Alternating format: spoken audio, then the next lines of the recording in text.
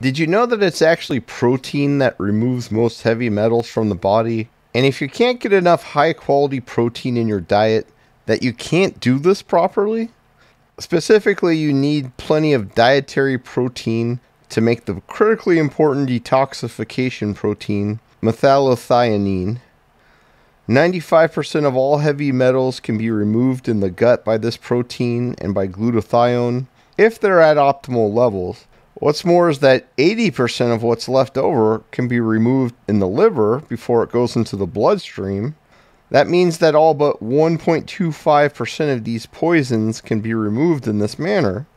And if it gets to the blood-brain barrier, then 95% of what's left can be dealt with, but only if you have the right nutrients to promote this activity.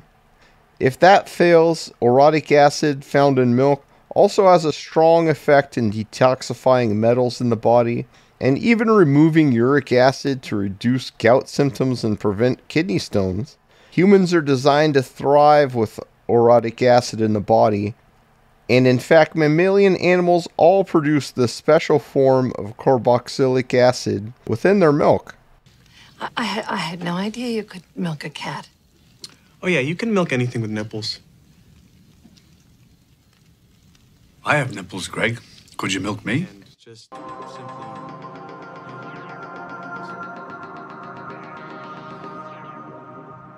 into a little saucer. It has been known for decades there is a link between heavy metal content in the body and autism. Autism is a complicated and controversial subject matter, but whatever the main cause, this is at the very least a contributing factor. Metallothionein levels in autism are dramatically reduced, and it is possible this is a large part of what causes these issues. And there's also other dietary concerns that could be causing issues here. Glutathione levels are also lower in autistic patients, and glutathione is also a large part of the metal detoxification and sequestration process. Alzheimer's patients have metallothionein levels that are less than 1/3 of normal on average, and they're shown to have large accumulations of iron and copper within the brain. This is extremely damaging inside of the brain, and once it's there, it is almost impossible to get it out. Many people are almost comically paranoid about contaminants in supplements.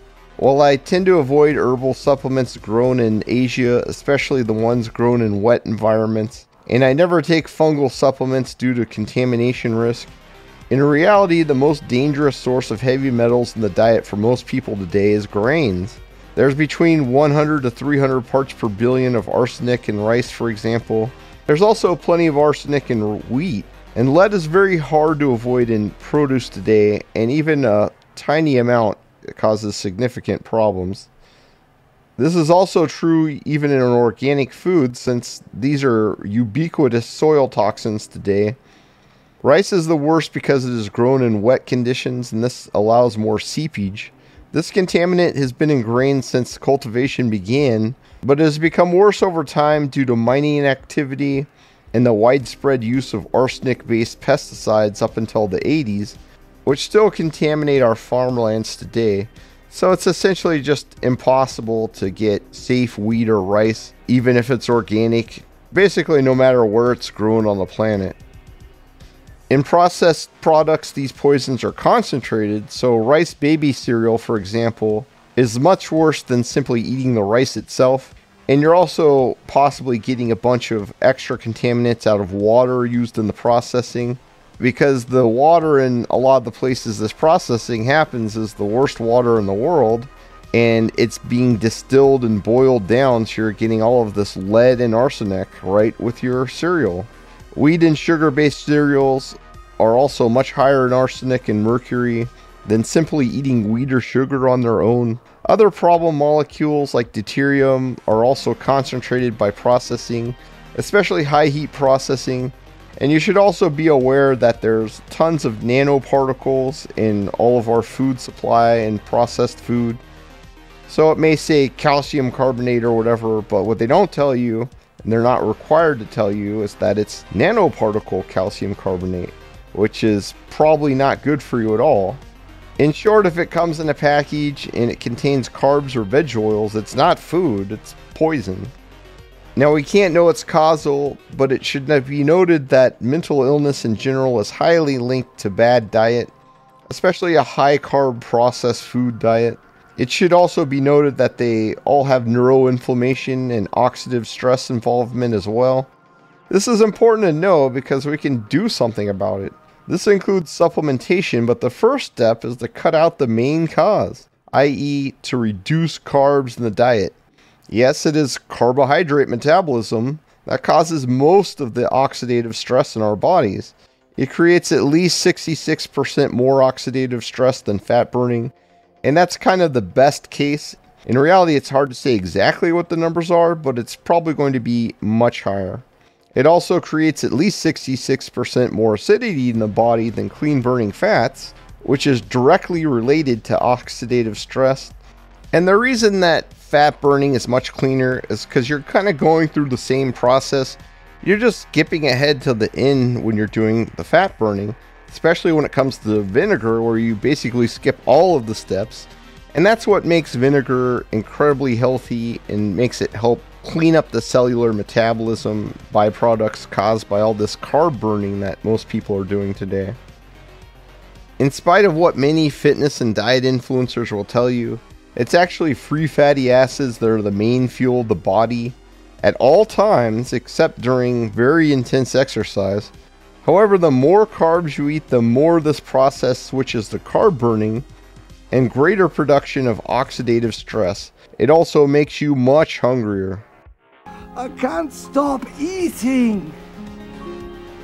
I eat because I'm unhappy. I'm unhappy because I eat. It's a vicious cycle. Sadly, many psych medications also cause dramatic carb cravings. While this is generally presented to people as increased appetite, these effects can be largely neutralized if you have a low-carb diet. When carbs are permitted in the diet in these patients, they lead to runaway hunger. And for everyone else, this is also largely true. Even if they're not taking these medications, the more carbs you eat, the more you want, and the worse your oxidative stress and mitochondrial function become. And this causes even more carb burning within the cells because it's quicker. And this is very damaging, and it's a vicious cycle that eventually leads to cell death or cancer. Since mitochondria are extremely important for neurons, this is also very, very bad news for your brain.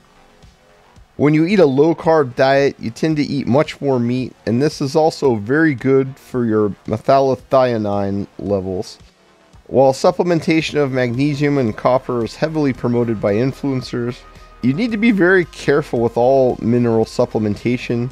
The more you take of one mineral, the more you lose of the rest. The exceptions here are sodium and potassium, which have special roles in this process. Copper is required for detoxification because it is used to make ceruloplasmin, but when copper is too high, it actually downregulates metallothionein by reducing the zinc in your system, and it also makes your body stop absorbing minerals as well. So after a certain point, it actually makes things worse. And the real thing you want to do to make your ceruloplasmin work properly is take glycine, because if it is made with glyphosate instead of glycine, it's not going to work. The mineral problem that most people really suffer from today is zinc deficiency. Zinc levels tend to be very low in plant-based food, especially in modern times where they're grown on depleted soil with chemical fertilizer. A further problem is the anti-nutrients in plants, especially in grains, and this is much worse in the modern grains, which have been bred to be very disease resistant. And guess what it is that makes them disease and insect resistant? It's these anti-nutrients. These block mineral absorption, and zinc is particularly susceptible to this problem. There are a lot of anti-nutrients in coffee, as well as other plants, but coffee in particular has a lot of anti-nutrients that will block out the absorption of nutrients, even in fully bioavailable foods such as meat. And so if you take coffee around meal times, then you're not going to absorb a lot of the food or a lot of the nutrients. And that's not what you want. And they can actually get into your bloodstream and actually strip out nutrients. Caffeine alone will just strip out magnesium out of your bloodstream. So it'll lower your magnesium levels, dehydrate you a bit more too. And so, you know, that's not what you want. I have also seen people when they're taking medications, such as thyroid medications, you're supposed to like just take thyroid medication with nothing except water, wait 30 minutes before you eat anything else. And then I've found people that were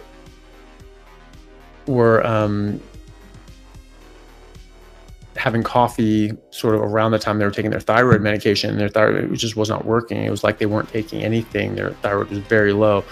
Like their T3 was very low, and they were on T3 specifically. So it was just like, okay, did you stop taking your medications? And they said, no, I'm still definitely taking it. But, you know, turned out that they were having coffee around that time as well. So I said, okay, it was just push the coffee back. You don't even have to stop taking it. Just push it back 2 hours. So you take your thyroid hormone, and then you don't take any coffee for 2 hours, and see what happens.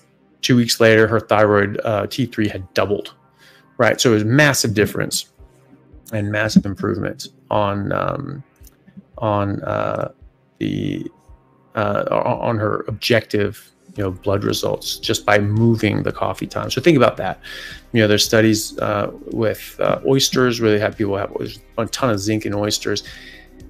People eating oysters, zinc goes up. So you give them X amount of oysters, zinc goes up, big jump in their serum levels like right away, right? Then they gave them oysters with black beans, only 25% of the rise of the group without black beans, right? So it blocked out 75% of the absorption. So that's quite significant. Then they gave people the same amount of oysters, but with corn tortillas. No rise in the zinc at all. So it completely blocked out the zinc absorption by 100%. And what else was it blocking out as well? Was it just the zinc? Probably not. There's probably a lot of other things that were blocking out as well. So that's what coffee does also. So keep that in mind. When I see people, you know, and I check their vitamins and minerals and things like that, you know, one thing that really holds people back in improving, even if they're on supplements, is coffee. And it really causes a lot of malabsorption issues for these nutrients, these vitamins and minerals. And so if you're going to have it, you just have to have it completely separate from any meal and any medication. Not only does the zinc in meat increase metallothionein, but due to increased meat content, the keto diet is shown to provide 2 times the glutathione levels as the standard American diet. That's because methionine in animal protein is critical to the creation of glutathione, which is also needed for metal and oxidative stress cleanup. And guess what? The L-cysteine that the body gets from glutathione is also what the body uses to make metallothionein, and it also uses it to make taurine. L-cysteine is the active ingredient in NAC, and not only does the body use it to make all of these substances, but when you take it directly, it does not produce the problematic homocysteine byproduct. That's why when you take taurine and L-cysteine, you actually lower homocysteine levels, because your body is not having to make as much of them. And that has great benefits for your health. Vegans will warn you about taking meat because of homocysteine, but in reality, vegans will miss out on glutathione and metallothionein, and they will have even lower levels than people do on the standard American diet. So, is avoiding meat because of this really a good idea? What do you think? It stinks! Oxidative stress in and of itself also lowers the ability of the body to deal with heavy metals. Since oxidative stress is largely caused by foods like sugar, starch, and veg oil, each of which have mechanisms to increase it, avoiding them is very important. Veg oil, like canola oil, is heat processed, and it has very high deuterium levels because of this. And this is very damaging to your mitochondria. The linoleic acid in them also combine with free radicals inside of mitochondria to create malondialdehyde, and that's a genotoxin that's very damaging to mitochondria. Carb burning is inherently more damaging than fat burning, creating much more reactive oxygen species byproducts. Fructose metabolism in the body also produces methylglyoxal, a substance that is highly damaging to mitochondria, which destroys their ability to make ATP over time. Even starch and glucose, the least harmful forms of carbs, cause very unhealthy blood triglycerides, which tend to become liver fat and visceral fat. So it's not only important to keep carbs in control so they don't displace the protein needed in the diet, which is a very big problem today, but in addition to not giving you the protein that you need to make things like metallothionein, they also directly damage it. In addition to metallothionein, orotic acid also helps with these issues and with others as well. Orotic acid is particularly good at removing uric acid from the body, which can cause gout symptoms. Most people believe that gout is caused by dietary purines, but in reality, most of these purines come from liver metabolism, specifically from using the ALT liver enzyme. This happens due to metabolic syndrome and high insulin from excess carbohydrate consumption, or from liver damage from lots of alcohol or fructose consumption. This directly creates purines as a byproduct, and the body has no choice but to turn these into uric acid. When you supplement orotic acid or drink large amounts of milk where it's found in small amounts, this causes the body to dump uric acid and inhibits the production of purines in the liver due to alcohol and fructose consumption. Orotic acid can also be used as an exercise performance booster in very large doses of 3 grams a day, but at these excessive doses, it could also raise blood pressure in some people, so I don't really recommend it for that purpose. I started on 100 milligrams a day, and now I take 250 milligrams a day, because after looking for a while, I have found there's so many more things that orotic acid does for you than simply get uric acid out of the body. And at these levels, there should be no side effects of any kind. Orotic acid is also linked to reduced heart disease, and so is lowered uric acid. In fact, low uric acid is linked to basically every good thing that there is, because this can be a big sign of metabolic syndrome from lots of fructose and alcohol in the diet. While the chemistry involved is complex and not fully explored by science, orotic acid could be said to be a very helpful agent in liver function, which indirectly aids in the performance of many cleanup tasks in the body that are performed by the liver. And in turn, the liver could be said to be highly protective of the kidney itself, and really it's highly protective of the whole body, and that's going to keep you from type 2 diabetes and liver failure and all of that. So long as your liver is in good shape, these things just basically can't happen. Orotic acid is also important in DNA synthesis, especially when it comes to expressing genes associated with reduction of inflammation. Orotic acid even helps the invaluable probiotic L-reuteri to expand and colonize the gut, which has profound effects on the body and extends lifespan in animal experiments. Orotic acid also aids in zinc and magnesium absorption, even as it helps the body inhibit unwanted heavy metal absorption. Orotic acid is a part of the well-studied molecule magnesium orotate for this reason. Magnesium orotate has benefits for heart disease, exercise performance, heart failure, and even nerve growth. I would guess that the main mechanism of benefit here is actually just the orotic acid. And that's something that supplement companies like to do. They combine something that they know works but's cheap with something else, and then they have the patent on it, or else they just have the only process that to make it, and then they can make money. Otherwise, there's really not much money in supplements. And orotic acid is known to have mechanisms that could create these effects, and some of them, like the exercise performance and the heart benefits, have also been studied with orotic acid itself. So you could just take the orotic acid and take the magnesium separately and just save yourself a lot of money and get all of these benefits.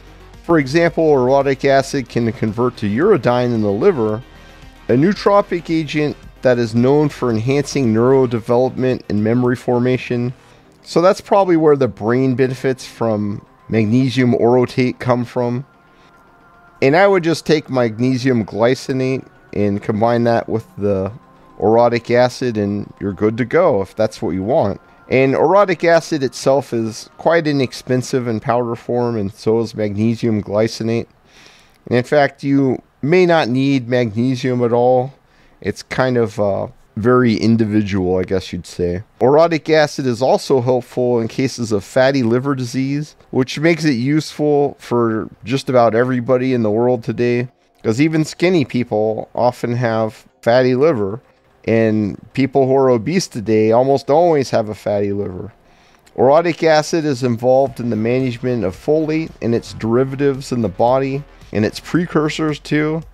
Now, more study is needed there, but there's good reason to believe it can improve healthy operations in this regard, which is a common issue in autism. They always have issues with folate, and I think part of this might be they're not getting orotic acid in the diet. Or I guess I should say that they're probably consuming excessive amounts of orotic acid, because that's going to happen when you have metallothionein being squandered like that. Interestingly, the Soviets gave extra milk rations to workers in nuclear plants, and in the United States they gave orotic acid to a lot of dock workers who were working with a lot of heavy metals, so they didn't die, basically. While these properties have been well known for many decades for these applications, going back to the 20s and 30s, they're totally unknown today to most doctors and nutritionists. Remember, having a handicap doesn't mean you're helpless. Now we know. and knowing is half the battle. G.I. Joe! I just wanted to say thanks again to all the people who've become members of the channel. I can't tell you how much I appreciate that. I've been having to do a lot of traveling and missing work due to a death in the family, and due to trying to help take care of another family member with health issues, and the support couldn't have come at a better time for us. The members will see this video early, but I won't release it on the main channel until bulksupplements.com has another sale, just in case anyone wants to get these supplements for themselves without paying an arm and a leg. I don't suggest using the big websites for supplements because of warehousing and rampant scams. If something's been sitting around in a warehouse for 3 months, you probably can't really trust it anymore. Getting it direct from a company like bulksupplements.com or another reputable supplement related site is the best way to go. Or just picking it up from a vitamin shop, and that's going to work out really well too for most things. The problem there is that they don't really have a lot of powders, and when you get stuff in the form of capsules, there's just all kinds of fillers in there, and sometimes there's a little bit of fillers in some of the powders, but it's going to be much less than anything you're going to get in capsule form. I just use bulksupplements.com because it's the most tested brand when it comes to truly outside testing. Consumer Reports and Now Foods always test them in their reports, basically because they're the biggest competitor, and they always do well. They don't have lots of weird things going on. Many other brands don't do well, and the thing that they're selling isn't even what they claim it is, even with very expensive ones. And many other brands don't get included at all, and they might be good, but you really can't know what's going on with them if no one else is testing them. I also always try to get powders only, as they typically have fewer zero fillers, while even the expensive brands always have tons of fillers when you get it. And that's one of the most annoying things, is that this seems to increase more and more, and many of these fillers, even though it doesn't state it, are going to be nanoparticle based, and that's a big problem. Glutathione, metallothionein, and liver health play critical roles in dealing with oxidative stress and heavy metal toxicity, but nutrients and supplements like zinc, L-cysteine, and orotic acid can make a huge difference in these critical processes. I take 6 grams of taurine a day, which drives down homocysteine and has endless other positive effects in the body, especially with the immune system. I also take 1 gram of L-cysteine, which is crucial for creating metallothionein and glutathione in the body, which is how the body detoxes heavy metals. I also take 1 gram of TMG a day, which is a methyl group donor, and this helps a great deal with detoxing arsenic in the body, I also take 250 milligrams of orotic acid per day for heavy metal detoxification and for uric acid reduction. Orotic acid also has a long laundry list of other benefits, and actually as I was researching this video, it just goes deeper and deeper with all the things it could potentially help you with. I have doses for these and many other things I take in the description of the video, as well as how I take them in order to get the best results. There are affiliate links in the description, so if you do use these to order, it will help the channel out a lot. There's also a 5% discount code in case there's currently no sale running when you see this video, but occasionally there's sales that give a little more of a discount, and I'll probably wait to publish this video when there's a sale running, just so you guys can save a little extra money, because usually people see the video on the day that it's published or a few days afterwards. But if there's no sale running right now when you see the video, then you can use that 5% code if you like. Zinc is also critical to detoxing heavy metals in the body, and that drives metallothionein production in some sense. But it's better to get zinc from meat and seafood, especially oysters, which are very rich in it. It's also important to avoid anti-nutrients found in plants and especially in grains, as they can completely block zinc absorption. Excessive copper levels also lower zinc absorption, which causes the same issue. This is yet another reason to limit nuts in the diet, because it can actually cause a lot of problems.